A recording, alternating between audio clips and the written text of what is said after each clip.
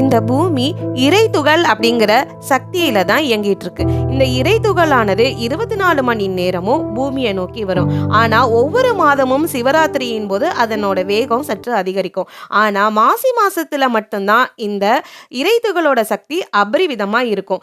மகா சிவராத்திரியின் போது பூமி, நிலா, சூரியன் மூன்றும் ஒரே நேர்கோட்டில் இருக்கும். அது 12 மணிலேருந்து 1 மணி வரைக்கும் உச்சகட்டமா இந்த சக்தியானது இந்த பிரபஞ்சத்துல பரவி இருக்கும். அந்த நேரத்துல நம்ம நேரா நிமிர்ந்து உட்காந்து தியானத்துல ஈடுபடும் போது அந்த ஈர்ப்பு சக்தியானது நம்ம உடலில் பாய்ந்து நமக்கு நிறைய ஆற்றலையும் சக்தியையும் கொடுக்கும்.